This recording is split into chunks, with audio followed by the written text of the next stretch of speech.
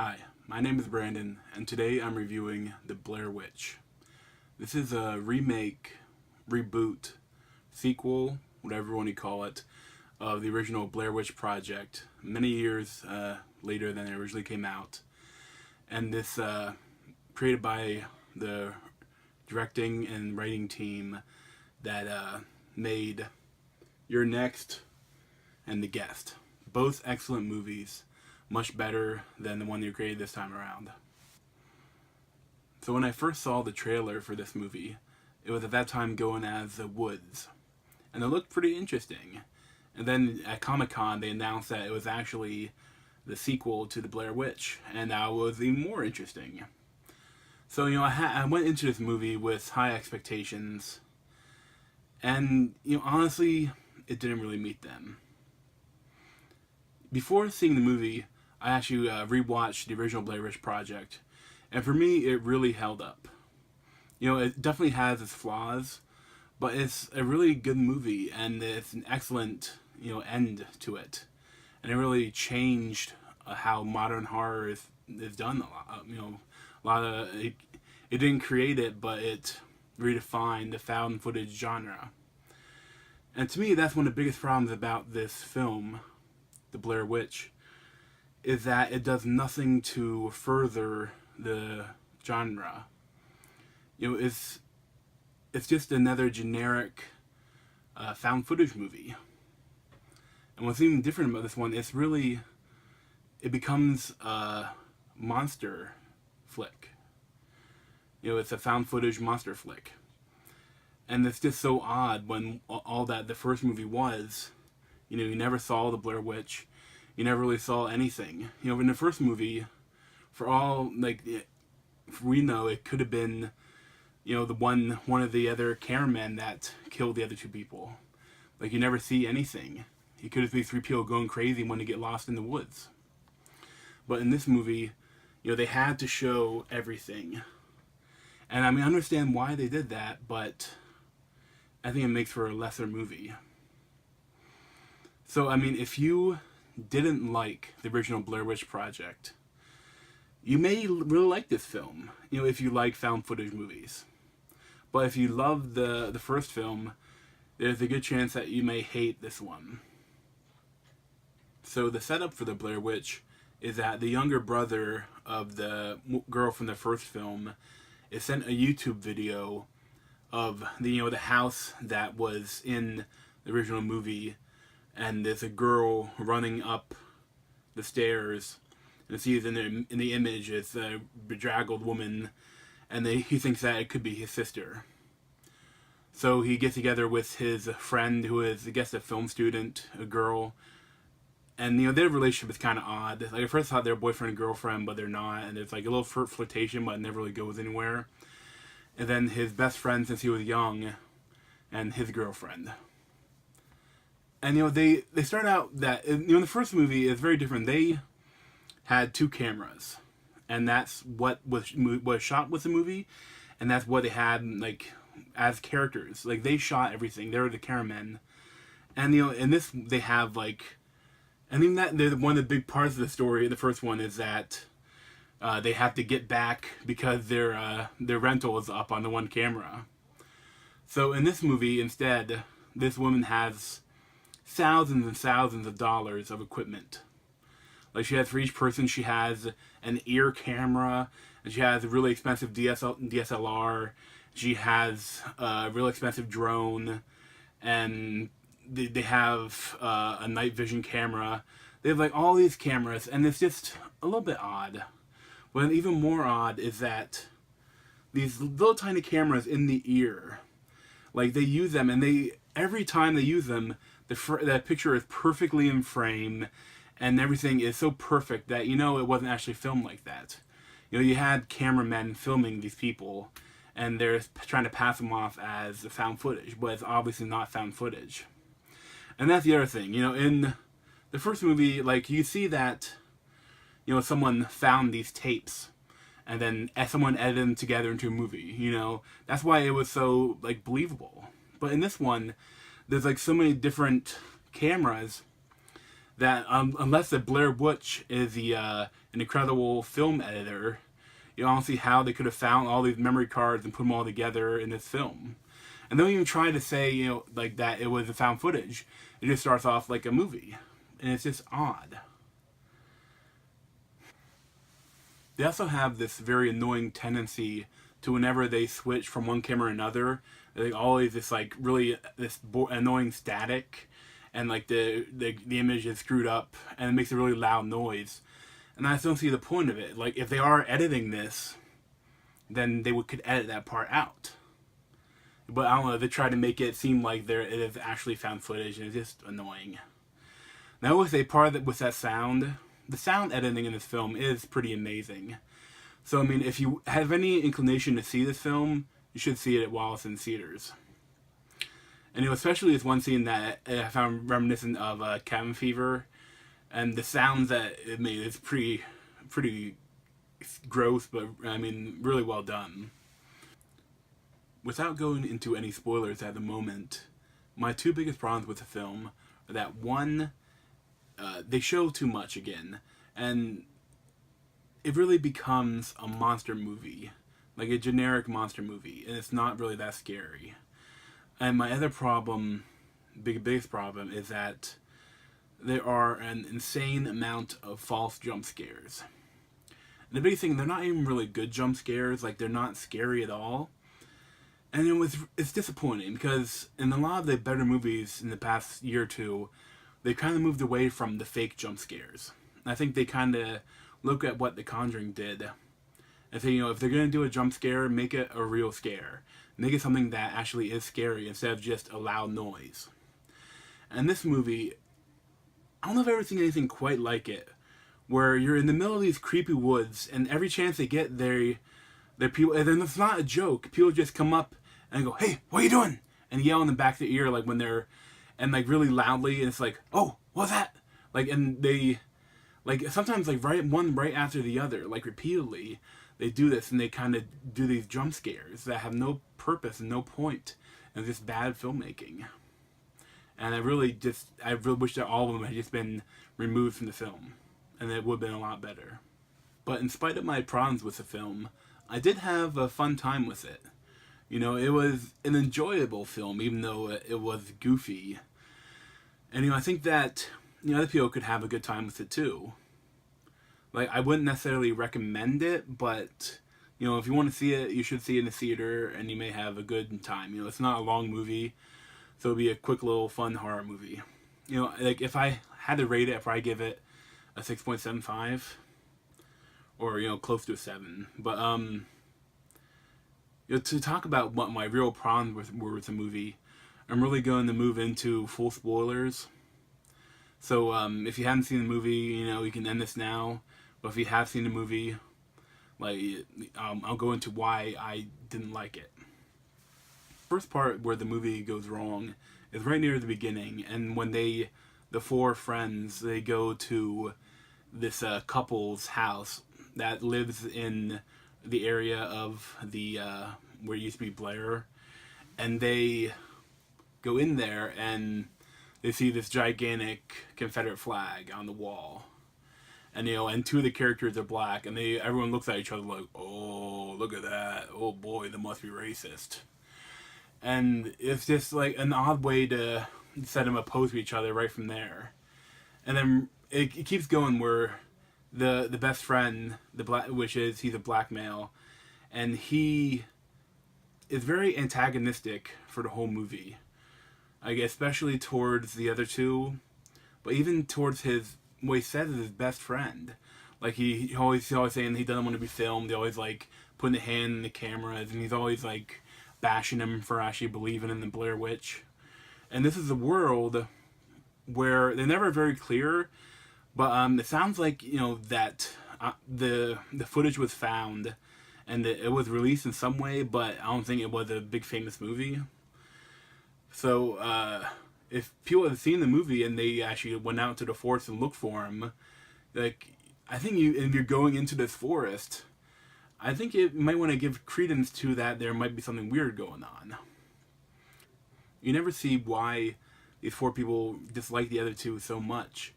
I mean, other than their poor taste in wall art and their taste in music, which is like noise metal, they never really do anything that's too bad. Like they immediately for them to be to the guy to hate them so much.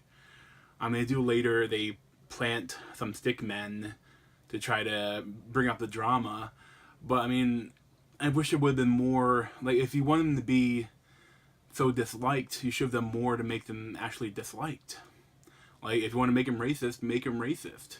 But they never say anything about that. They're just other than having the flag. So my next problem comes when they go to cross the river.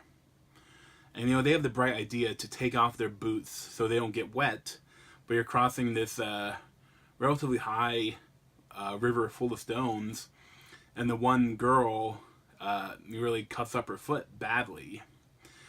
And they haven't spent a night in the woods yet. So I think if one of your people cut up her foot that bad, like instead of just wrapping it and throwing it in a boot, I think you probably go back home and go to get stitches in it. And I think it is a weird choice for when it happens and for their response to it. But they spend the night, and that's they do all the exposition dump, and the guy that lives in the area tells them all the stories about what he thinks the Blair Witch actually is. And it's just too much exposition. Like they start giving the Blair Witch all these rules it has to follow, and it really becomes more and more of a monster movie. Like they say, oh, you have to stay overnight in the woods, and then you never leave, and you can't look at the Blair Witch or she'll kill you.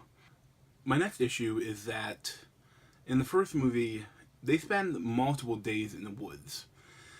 And the reason they get lost, like as far as I can tell, is because the women, they're all city people. They're college age kids, which have never gone camping, and they really don't know how to read a map. And they get lost. But in this, immediately they spend one night, and then they immediately start losing time, and the GPS doesn't work, so they go around circles, come right back to their campsite. Like it goes wrong too quickly. Like I think they should have had more time exploring the woods and really just growing as a character, so you can see who these people are before shit starts going down. But they don't really get that.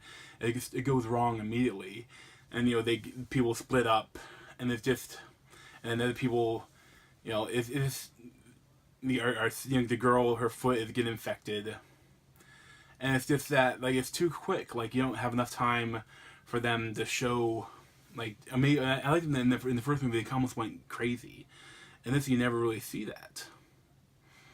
And instead they want to do this whole time thing, and it creates some cool moments, but at the same time it creates a lot more problems, and I'll talk about that later. But then it gets back to the whole idea of all the different cameras they have. And they have this night vision camera, and they use it, and it doesn't do anything. They don't use it to show what's going on at night. They have two images of them looking at the tablet, and the only thing that they do with it is a jump scare, a fake jump scare. And then the same thing with the drone. They go use a drone and take an image of the forest, and then they do it again, and the Blair Witch causes it to crash. And it's just, I don't see the point of even having it if you're not going to use it or do something interesting with it. At this part, then, it starts to become a monster movie. And the Blair Witch is almost the way her footsteps and everything sound like she's a giant. And she's throwing trees around, breaking trees and throwing their tents around. And it's just an odd choice.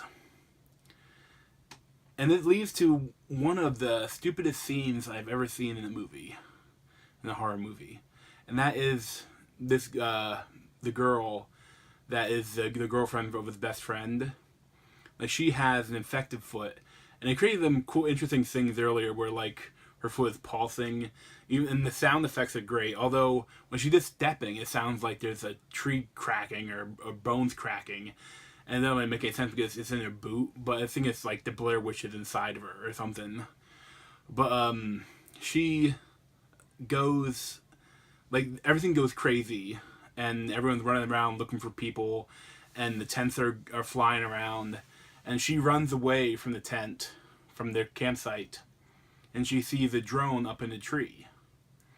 And right off, it's been like a while since they lost the drone, so the battery should probably be dead. So then she pulls out the tablet to control the drone, and somehow she has this tablet even though she was been sick and has been passed out for like a day, and she has no idea what's going on, but she somehow has the tablet on her person and can control the drone, and all the drone's still stuck. So then the tablet disappears, and she decides it's a good idea to climb up in the tree and try to get the drone, even though the drone didn't do anything beforehand. And that, even if she wasn't ill, like, it's not a good idea to climb this gigantic tree. But she has an infected foot, and this wound is growing up her leg, and it's really nasty. So, she can barely walk, yet she's gonna climb up this gigantic tree. And of course, she gets up there, and the Blair Witch finds her and kills her, and she falls out of the tree. And it's just such a weird choice. Like, it's so poorly done. I don't know why they think it'd be a good way to kill this person off. And that's the other thing. In the first movie, the person just disappears. I think it'd be more effective if the people just disappeared, and then they went and found them. They found like the remnants of what they were. They don't know where they were. They don't know what happened to them. But since it's a monster movie now, they have to show the death scenes. They have to have the whole, this person died, that person died, and get to the final girl. And it's just goofy. So I've heard a lot of people say that they loved the last like 15 minutes or so. And I can say that it is a fun, but to me, it had the most problems in the movie. Like, the whole idea they get to the house. And before that, the first time you see the Blair Witch. And, everyone that hated that you didn't see the Blair Witch, now you get to see her. And she's just like this pale, bony thing, this giant thing. It's like, I don't know how to describe it. Like I say, it reminded me a little bit of the creatures from the movie Descent. Like, it looks like it hadn't seen the sun in a long time. And it's just, assumably it's amazingly powerful. But she she kind of gets them to go into the house, but they're out there, and like, I don't get the whole point. The brother keeps saying that, I don't know why I thought that my sister was still in here, and it's been a long time, and it's just an odd. Like, the characters are so stupid. You get to the one part that I really did not understand, and I thought was a really odd choice, where apparently now the Blair Witch is a time traveler. So before that, you had a couple things where they were losing time, and when the two people disappeared, they came back and they're like, "We've been walking for 5 days. The sun has never come up," and then the sun never comes up for the rest of them. And it's kind of cool, but none of that happened in the first film. Like, none of that, and it's even weirder because later you find out after the girl has gone through this tunnel which led to nowhere back into the house. Like, you find that she's running up the stairs to go to the attic, and you see in the reflection she runs by, and we see that what she's recording is what the characters saw in the very beginning of the movie, and that just doesn't make any sense. Like, even I could see if the Blair Witch affects the time of the people around her when they come into her woods. Like, she creates like a bubble that can slow time, or like they're almost outside of time.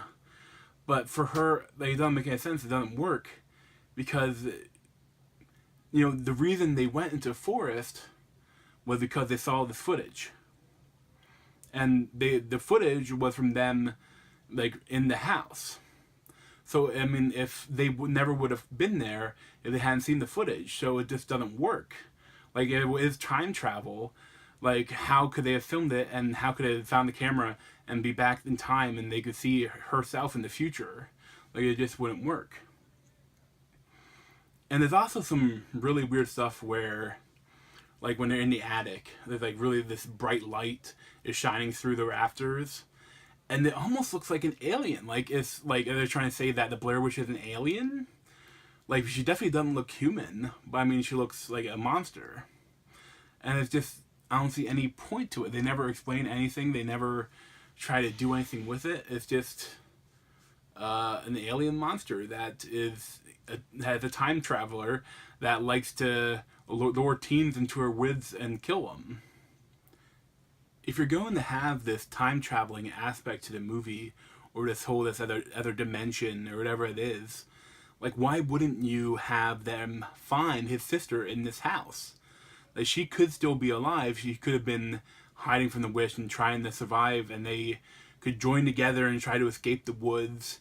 They could maybe even get them. They're ready to escape and think they're exiting the woods, and they go right back into the house or something. They could have done something interesting with it instead of what they did. Like, instead they just match a lot of the beats of the first film, and then have this time they have to explain it all why they're doing what they're doing. Like, oh, the reason that guy in the first film was standing in the corner was that if you look at a Blair Witch, you're killed, you're dead. So you just have to stand in the corner and not look at her, and you're safe. You know, and there's this whole thing that's saying that you have to sacrifice yourself, which doesn't really make any sense, but whatever. At this point in the movie, they repeatedly said that you can't look at the witch or you will die. And then, you know, they just said that, you know, you stay in the corner and don't look at her and we'll be fine. And then right after they say that, the guy hears his sister, even though the woman can't hear him and the audience can't hear her. So obviously, I don't want to give any credit to the actress in the original film, I guess. But he turns around and he's killed.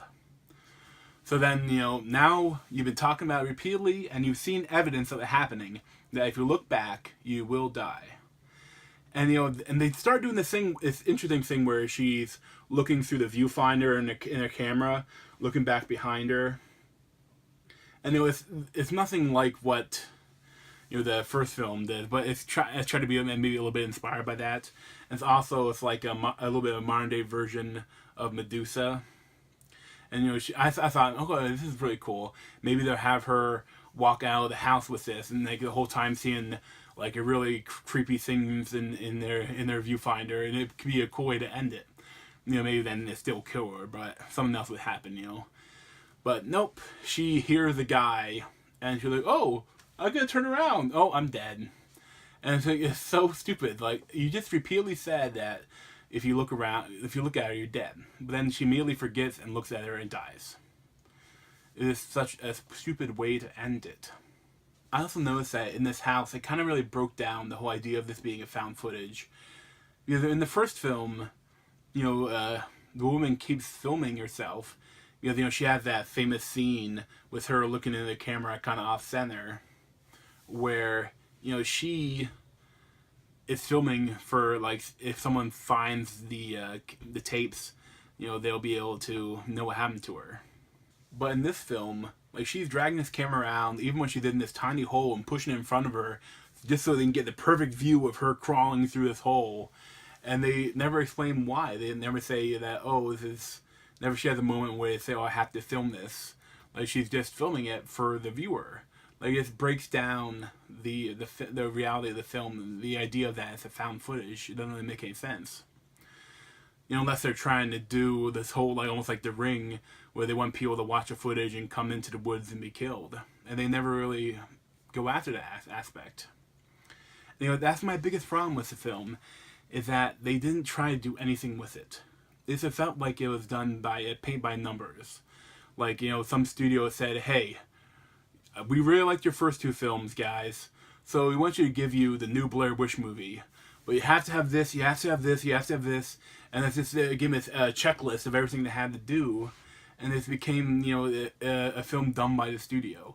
It became, you know, a mediocre movie that didn't try to do anything new or different. It's just another generic found footage film. And this one, instead of being creepy, than it behind drama. It's just a monster movie, and it's such a weird thing to do. Like so many years later, after the first Blair Witch Project, and it's not a horrible film. Like, honestly, I enjoyed it, but it's the more I thought about it, the more I didn't like a lot of stuff in it. So that's my thoughts on the movie.